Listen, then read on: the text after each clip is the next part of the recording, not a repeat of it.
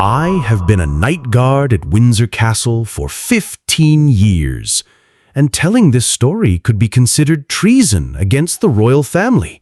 But I can no longer remain silent, because tonight, the shadow creatures that live within the castle walls want to make a final deal with me. And if I don't accept, no one may ever see me again.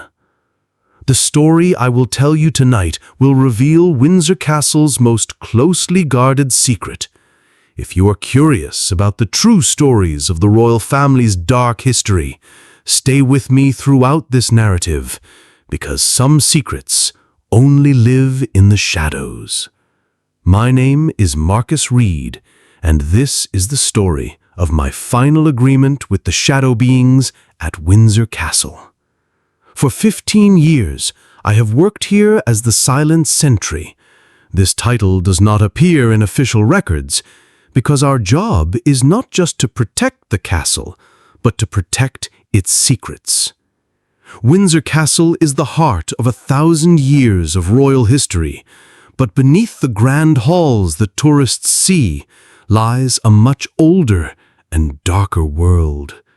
The shadow beings, the guardians of the royal family's greatest secrets. It was a cold Wednesday night in October.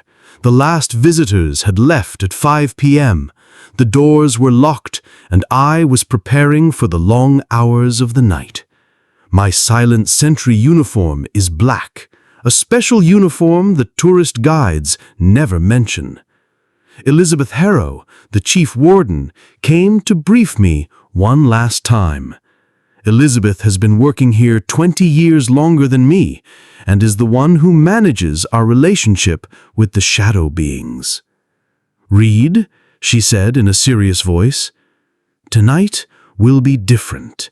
They want to speak with you." I felt a tightness in my chest. For 15 years we had worked under a silent agreement with the shadow beings. I followed their rules, and they protected the royal secrets, but direct communication had never happened before. "Why now?" I asked. Elizabeth looked out the window. Outside, the full moon was slowly rising. "Changes are happening in the royal family. The new generation is questioning the old agreements, and the shadow beings, they're worried." "What kind of worries?" "Modern security systems, cameras, electronic devices, all of these threaten their existence. And if they leave, secrets will be revealed," I finished. "Not just secrets, Reed, much worse things. They've been keeping the royal family's 1,000-year-old dark history hidden." Elizabeth took an old, silver-bound notebook out of her pocket. "Let's review the rules one last time, because tonight these rules could save your life." This notebook contained the Silent Sentry Protocol, which was not found in any official records. These rules were protocols passed down from Windsor guard to guard for centuries, enabling peaceful coexistence with the shadow beings. Rule 1. When the shadows move, hold your breath and don't count. They can track you by the sound of your breath, and then you won't be able to escape. Rule 2. Ignore the screams coming from the royal chambers. These sounds come from the past, and if you follow them, you could get lost in the past. Rule 3. Do not stare into mirrors for more than 10 seconds. Mirrors are gateways to the shadow world, and if you stare too long, you may be pulled into their realm. Rule 4. Do not listen to the whispers coming from within the walls. These whispers are royal secrets, and if you learn them, you will be forced to become a part of them. Rule 5. Don't stop while walking down the red corridor after midnight. This corridor shifts through time, and if you stop, you might find yourself in another century. "Remember, Reed," Elizabeth said as she closed the notebook. These rules aren't just for protection. They're the foundation of our agreement with them. If you break the rules tonight, the agreement is broken. And then they are free. And once they are free, no one can stop them. After Elizabeth left, I was alone. The nighttime silence of Windsor Castle settled around me. But this silence was never complete silence. From within the walls came faint movements, whispers, and breathing sounds. I began my first patrol at 9:30 p.m. Starting at the Round Tower, I walked towards St. George's Chapel, then the state apartments. With every step, I felt the faint movements within the walls. The shadow beings were not yet visible, but their presence was everywhere. The air had thickened, the temperature had dropped, and the mirrors had begun to look different. As I passed near Queen Mary's doll's house, I heard a faint whisper from the wall. Rule 4. Do not listen to the whispers coming from within the walls. But this whisper was different. It seemed to be saying my name. Marcus Reed. I stopped. They hadn't spoken my name in 15 years. Marcus, come talk to us. I approached the wall. The whisper became clearer. Elizabeth didn't tell you everything, Marcus. Tonight is very important. The future of the royal family is in your hands. What do you mean? I whispered. You'll find out soon enough, but first, you need to talk to us face to face. For the first time in 15 years, I considered breaking the rules. Listening to these whispers was forbidden, but they were talking about something very important. Where? I asked. In the Waterloo Chamber, at midnight. But Marcus, come prepared, because tonight everything will change. As I walked toward the Waterloo Chamber at 10:45 p.m., I could hear my heartbeat. This room was where the victory over Napoleon was celebrated. But at night, very different things happened here. When I entered the room, I saw them. 5 shadow-like beings were sitting around the table. They were human-shaped, but made entirely of shadow. Their eyes were glowing, and they were staring at me. Marcus Reed, said the being in the center. His voice was deep, yet it seemed to come from far away. You've been working with us for 15 years. Yes, I said, my voice trembling. And during those 15 years, you have followed the rules perfectly. To the best of my ability. Good, because now we will offer you a greater responsibility. What kind of responsibility? The entity's eyes shone even brighter. To become the true guardian of Windsor Castle. Not just the night watchman, but the guardian forever. What do you mean?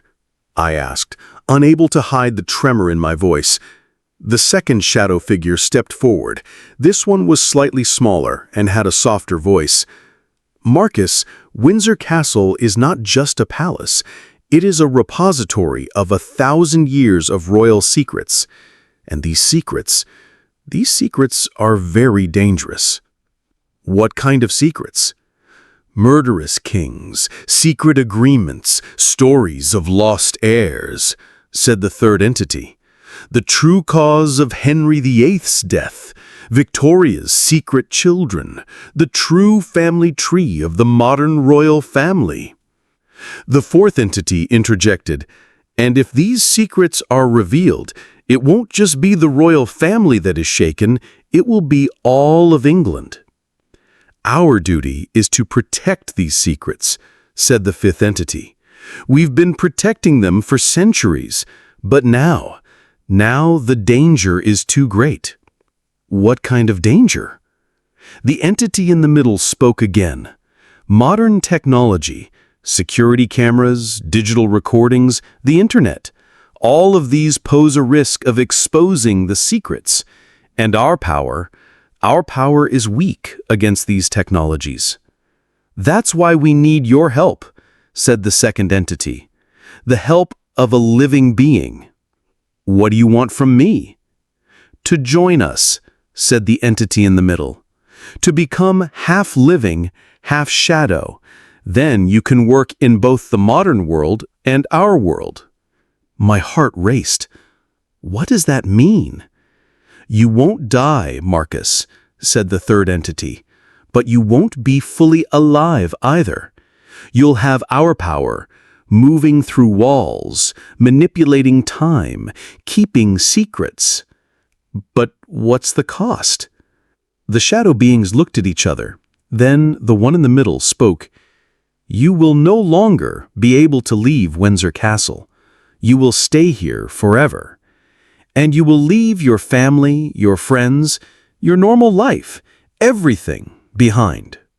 What would you do at this point? Would you accept such a great responsibility, or would you choose your normal life? I need to think about it, I said. Of course, but you don't have much time, Marcus. There's a major meeting with the royal family tomorrow morning.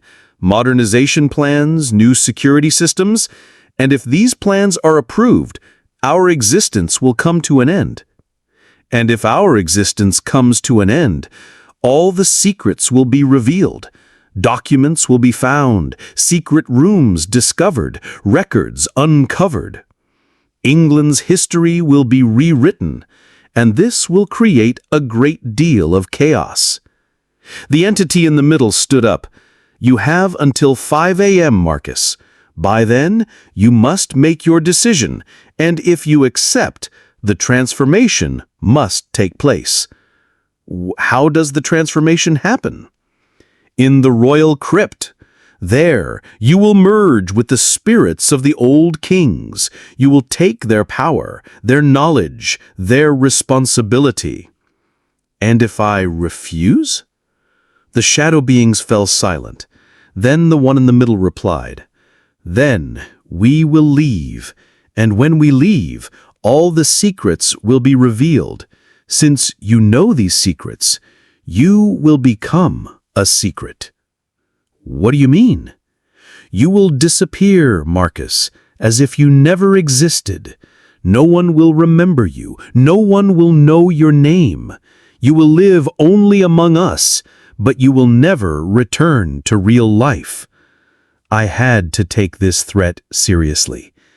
I had witnessed the power of the shadow beings for 15 years. Does Elizabeth know about this? I asked. Elizabeth is one of us, said the third entity. She made the same choice 25 years ago. I was shocked. Is Elizabeth a shadow entity? A half-shadow, like us. That's why she's been able to work here for so long. And is she happy?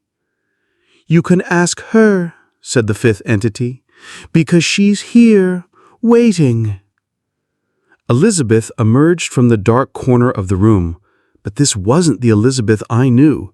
She looked younger, brighter, but also more distant. Marcus, said Elizabeth, I know it's a tough decision. I struggled with it 25 years ago, too. Do you regret it? Elizabeth smiled. No, because I see how important the work we're doing is. If we hadn't protected these secrets, the world would be very different. But my family, my friends, I remember them, but I no longer belong to them. I am here serving a greater purpose. And you are not alone, said the shadow figure in the center. You are becoming part of our family. The shadow figures began to fade away slowly. We'll be waiting at the royal crypt at 5 a.m., said the one in the middle. The choice is yours, Marcus. Elizabeth also began to fade. Whatever choice you make, know that I understand you. When I was alone, the clock read 12:30 a.m. I only had 4.5 hours left.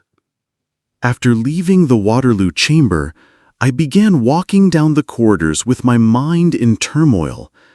I had only a few hours to make a decision, and that decision would change my entire life. As I wandered through the state apartments, I remembered the first rule. When the shadows move, hold your breath and count. But now the shadows were constantly moving. As if waiting for my decision, they were dancing everywhere. When I entered the Queen's drawing room, I noticed that the eyes of the portraits on the walls were following me. This was not normal. The portraits had never looked so lifelike. I looked at myself in a large mirror. The third rule: don't stare into mirrors for more than 10 seconds. But tonight, the mirror was different. I saw other figures behind my reflection. Shadow beings, ancient kings, figures from the past. I looked away before the 10 seconds were up, but what I saw in that brief moment startled me. In the mirror, I saw what seemed to be my future self, a half-shadow version of myself. As I walked toward the grand reception room, I began to hear voices testing the second rule: ignore the screams coming from the royal chambers. But tonight, the screams were much clearer. And it wasn't just screams, there were conversations, arguments, and crying. It was as if all the dramatic moments in royal history were happening at once. Henry VIII's angry voice: "Treason! Treason in my palace!"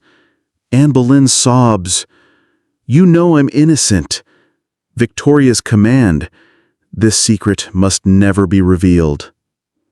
Following these voices was so tempting, but the rules were clear.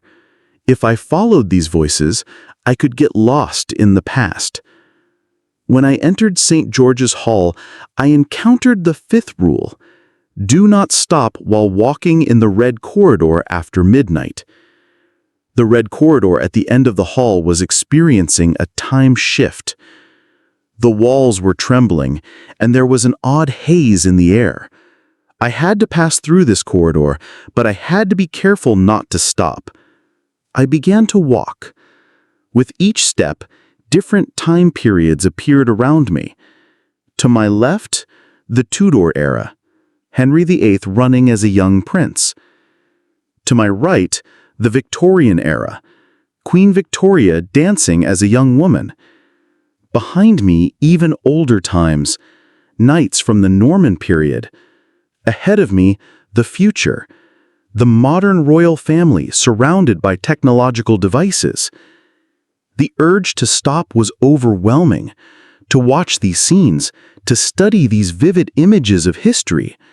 But I knew that if I stopped, I would be lost in this time shift. By the time I reached the end of the corridor, I was out of breath. But I had noticed something. These time shifts were not random. The shadow beings were trying to show me something. The true history of Windsor Castle. After that night, I was never the same again. What I saw changed me forever, because I understood that in this castle, time itself was alive. In the library, under the influence of the shadow beings, books that were normally inaccessible had become visible. Old chronicles, lost documents, and banned texts were emerging from hidden shelves. The first document I read revealed the true cause of Henry VIII's death. Official records state that he died of illness, but in reality, there was a much darker story. The second document mentioned Victoria's secret children. Official records state that she had 9 children, but in fact there was an 11th child, and these children. The third document was the most surprising. There were large gaps in the family tree of the modern royal family. Some members never existed, while others were hidden. Every document I read proved the legitimacy of the shadow beings. These secrets were truly dangerous. If they were revealed, not only the royal family, but all of English history would be called into question. At 3:30 a.m., I decided to visit one last place, the royal crypt. If I was to accept, the transformation would take place there. The stairs leading down to the crypt were very old, and each step creaked. As we descended to the lower level, the air grew colder, and the sounds grew clearer. When I entered the crypt, I saw the coffins of the old kings.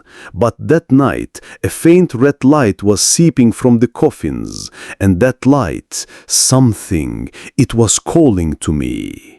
In the center was a circular area. The stone floor was engraved with ancient runes, and silver circles were drawn around them. This was where the transformation would take place. "Are you an Imrenseer, Marcus?" I heard a voice say. When I turned around, I saw Elizabeth, but this time she was the normal Elizabeth, not her shadow form. "Elizabeth, are you real?" "Both," she said with a smile. "I'm the shadow version at night and the normal version during the day. That's what the transformation brings." "Is it hard?" "At first, yes, but you get used to it over time. And Marcus, this responsibility is truly very important." "Why didn't you be honest with me either?" "Because we wanted you to make the decision freely.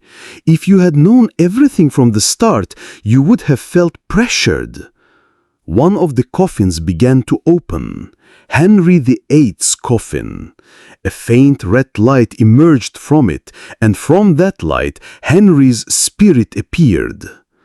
"Henry Reed," said Henry's spirit, "we have been waiting for you." When I saw Henry VIII's spirit, I felt my knees tremble. This powerful king I had read about in history was now standing before me, but his appearance after death was very different.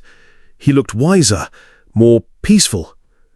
"Your Majesty," I said, bowing respectfully.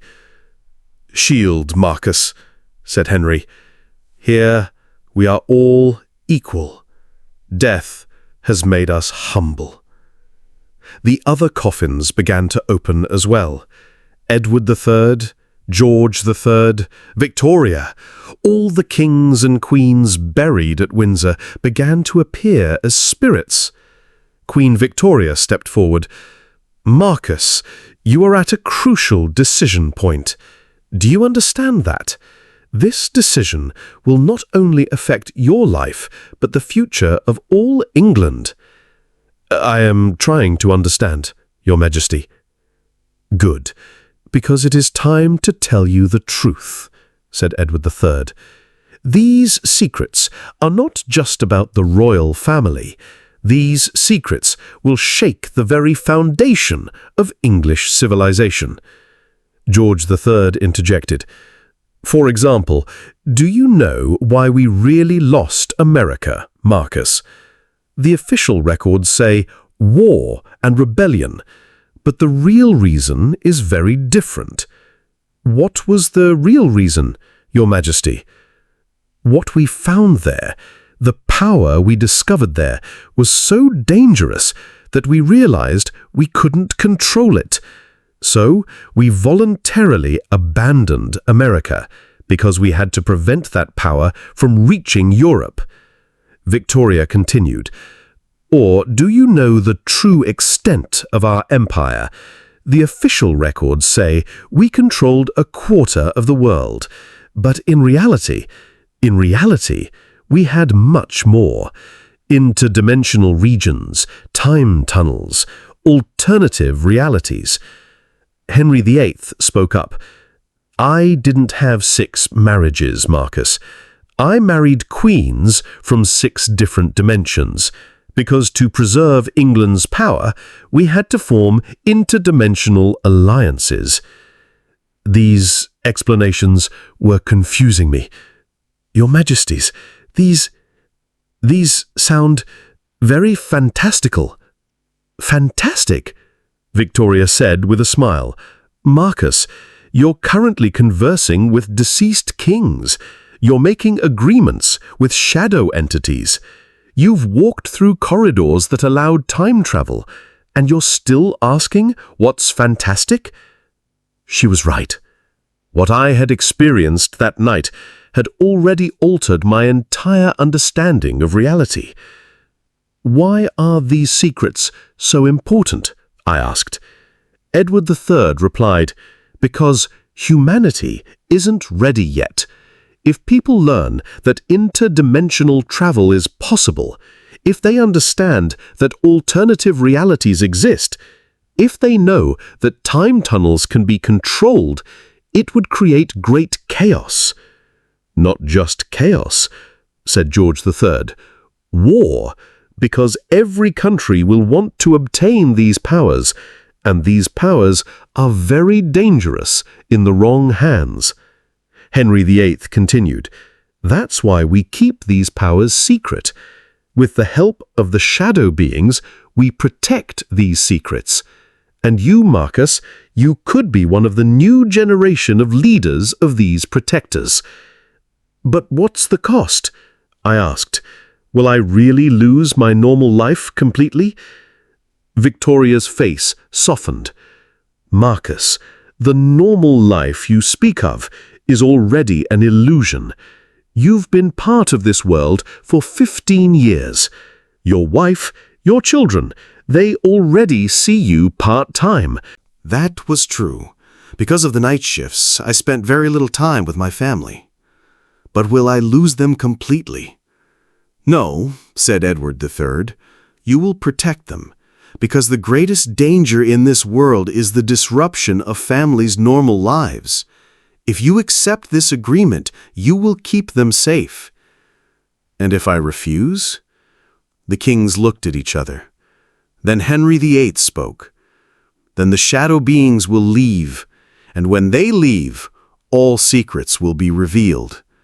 An interdimensional war will begin, the timeline will be disrupted, and your family risks being lost in this chaos.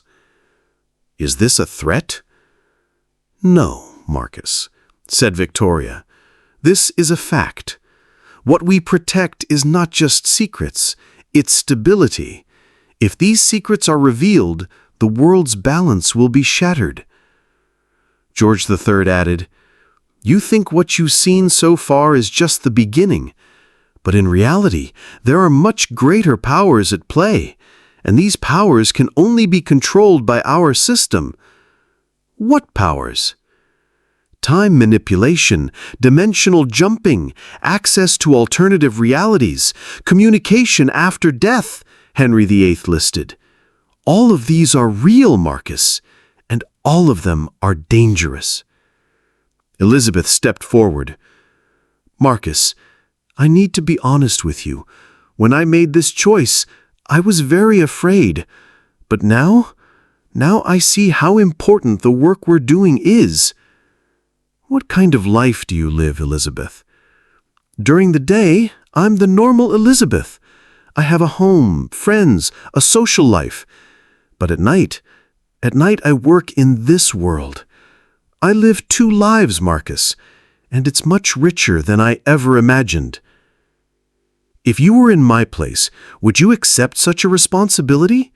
Would living 2 lives, a normal life and a secret life, seem appealing or terrifying?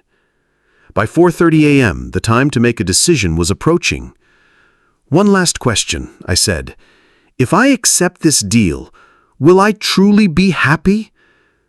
All the kings smiled. Victoria replied, Marcus, happiness comes from contributing to great causes. You won't just be protecting England, you'll be protecting the entire world. This is an opportunity few people ever get. And don't forget, said Edward III, you won't be alone.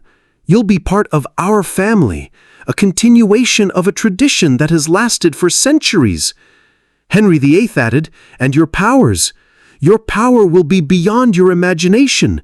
Time travel, interdimensional communication, the power to protect secrets."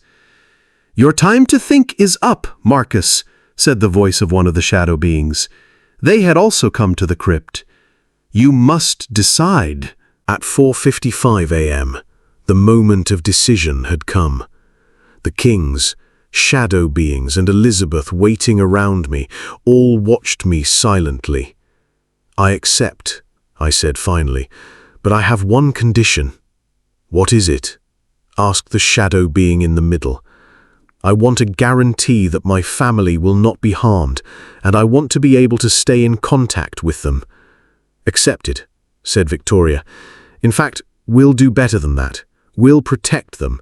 They won't even notice, but they'll always be safe." "And as for communication," said Elizabeth, "I'm in contact with my family too. They think I have a night job. The truth isn't that far off." The kings began to form a circle. The shadow beings joined them. I had to stand in the circular area in the middle. "Marcus," said Henry VIII, "this transformation will be painful, but the pain is temporary. The power is permanent." "Are you ready?" asked Victoria. I took a deep breath. "I'm ready." I stepped into the center of the circular area. Immediately, the runes beneath my feet began to glow.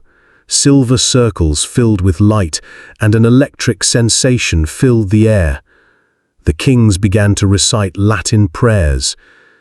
"In the name of the kings, in the name of the shadows, in the name of time." The shadow beings also began to cast spells in their own languages. Their voices merged into an odd harmony. First, I felt heat, an intense heat, as if it were passing through me. Then came the cold, icy cold, penetrating to the bone. With my eyes closed, images began to appear in my mind. The entire history of Windsor Castle was unfolding second by second. Every king, every queen, every secret, every agreement, all of it was flowing into my mind. I saw Henry VIII's six-dimensional marriages. I met Victoria's secret children. I felt the powers George III discovered in America.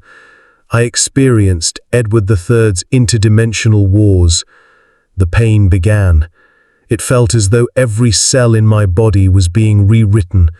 I felt my DNA changing, my soul expanding, my consciousness becoming interdimensional. "Hold on, Marcus," Elizabeth's voice came from afar. "This is the hardest part." The pain intensified so much that I wanted to scream, but no sound came out. It was as if my throat had been left in another dimension. Then, suddenly, everything stopped. When I opened my eyes, the world looked completely different. The colors were more vibrant, the sounds clearer, and most importantly, I could see through walls. Windsor Castle was no longer just a physical building. I could see images from different time periods layered upon each other, all at once. Past, present, and future were overlapping. "How do you feel?" Victoria asked. I checked myself. Physically, I was the same, but sometimes I was different. When I reached out my hand to the wall, I saw that I could pass through it. "Incredible," I said. My voice was the same, but it resonated deeper. "Now you have true power," said Henry VIII. "You can manipulate time, move between dimensions, and protect secrets." One of the shadow beings approached. "Welcome among us, Marcus. You are one of us now." "What's happening now?" "Now," said Elizabeth, "your real training begins. You need to learn how to use these powers." Over the next few hours, I experienced the most intense training session of my life. I learned to walk through walls, make short jumps through time, and communicate telepathically with the shadow beings. The hardest part was learning to switch between normal Marcus and shadow Marcus. To interact with normal people during the day, I needed to be able to return to my normal form. At 7 a.m., I tried my first transformation. By drawing my power inward, I returned to normal Marcus. When I looked at myself in the mirror, I looked completely normal. But inside, that power was still there. "Perfect," said Elizabeth. "Now the double life can begin." When the morning shift arrived, I was back to normal.